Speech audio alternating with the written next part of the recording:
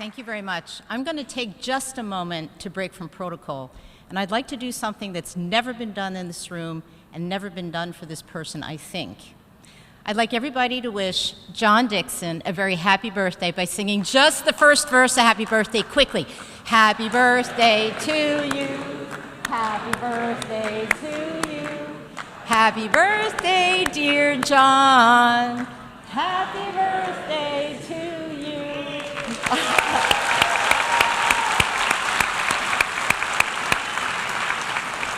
There's a reason that's probably never been done in this room before, Bill.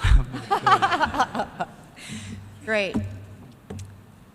When I was born in a hospital in Philadelphia, the very first words that I heard was, "Du Ernie, ja Oski, schau mal, unser kleines, herziges Mädchen ist auf der Welt gekommen." That was my mom and dad, of whom I affectionately refer to as the Muppets, because my father's name was Oscar and my mother's name was Ernie, for those of you that follow Sesame Street, welcoming me into the world. Very excited, and that's when I knew that international was in my blood. My entire career, I never really knew what I was going to be, where I was going to work, but my passion was international.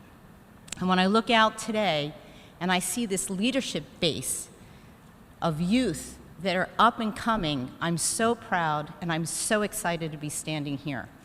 My parents, as supportive as they were, never ever thought that I would be CEO of an organization, never thought that I would be standing here at the UN speaking, and probably never imagined that I would be second in command globally of the World Trade Centers Association.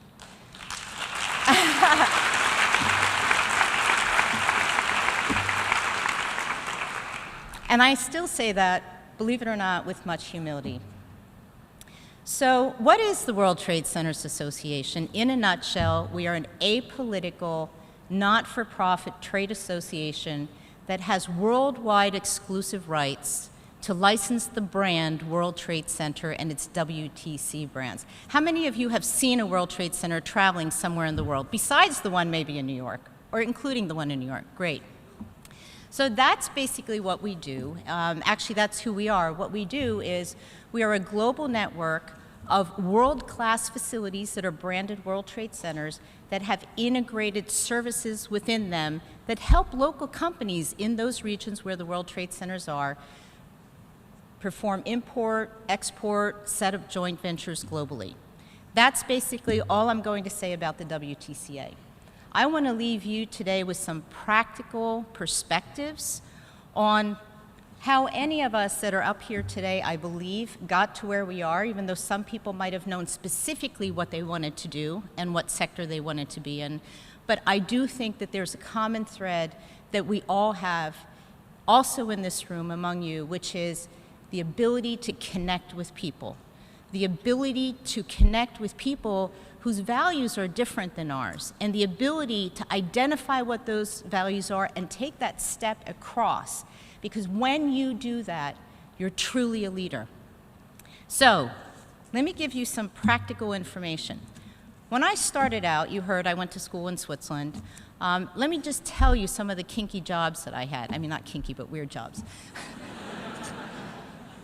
You know, I was in the medical device industry in Switzerland. When you're in Rome, you do as the Romans do. I was in banking in Switzerland. I realized, it didn't really appeal to me.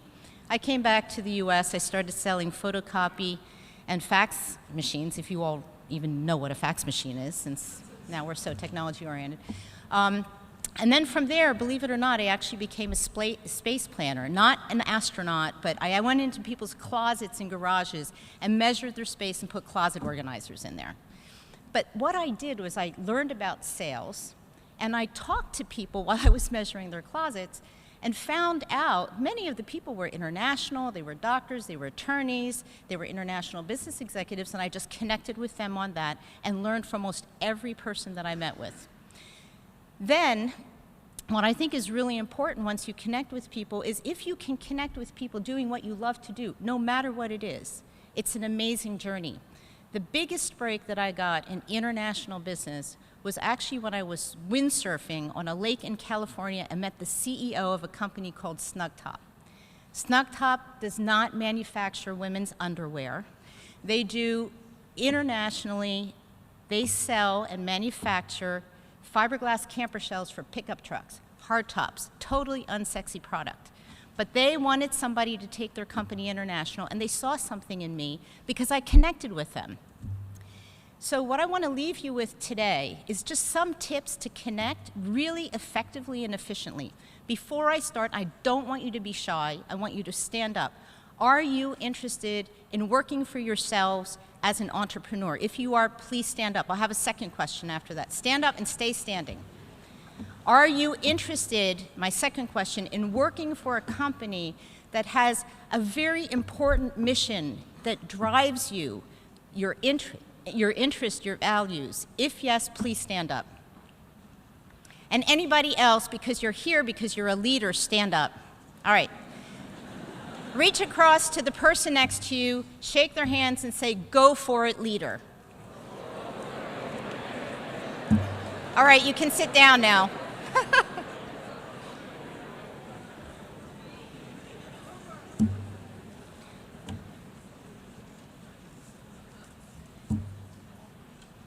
So the one thing that I would like you to take away today is an ability to network in a very significant way that has really helped me and still does every single day. And I actually even asked that question while I was sitting here in this room.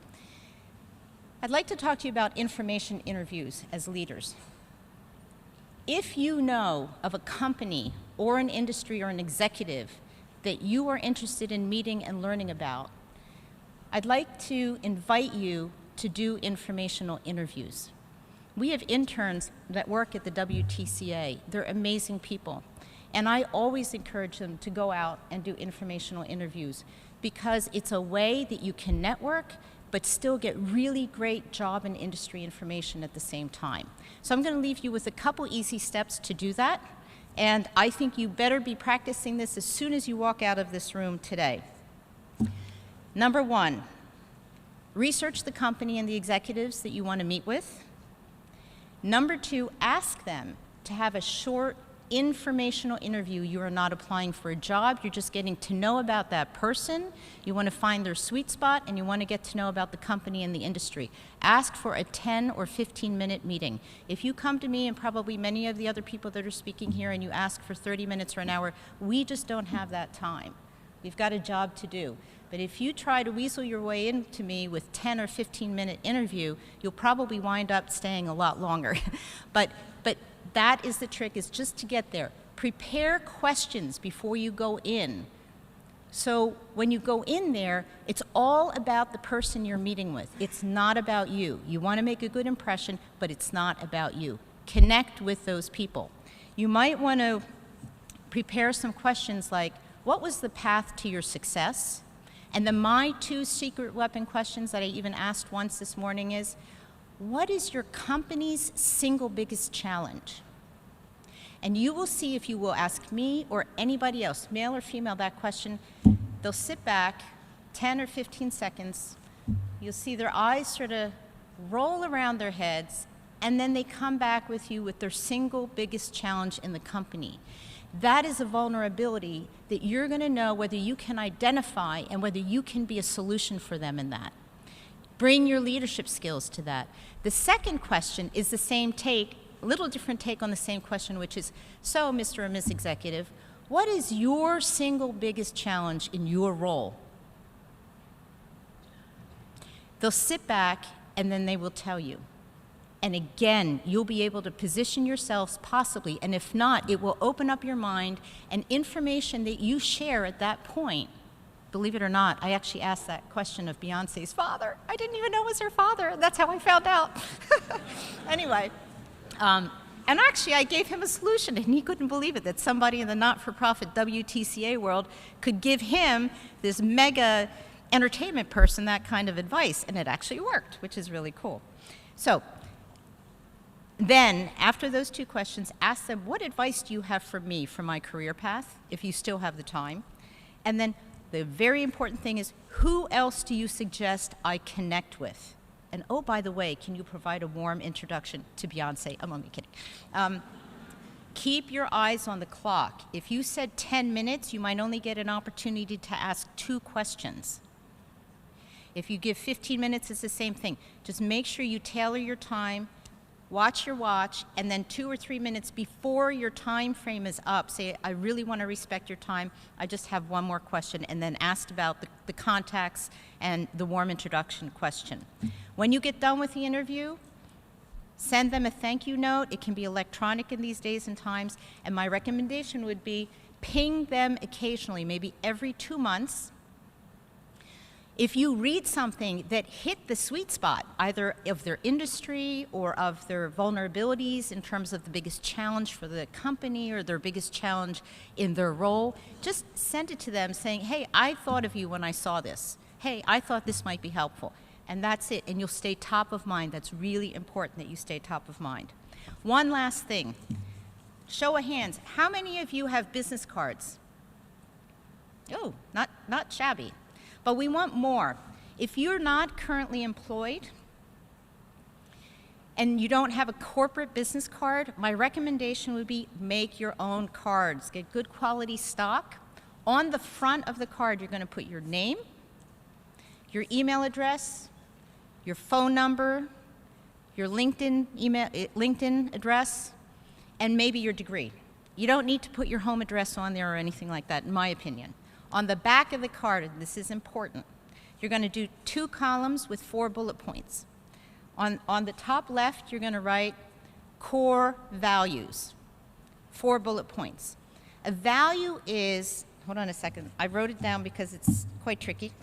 It's who you are and what you stand for.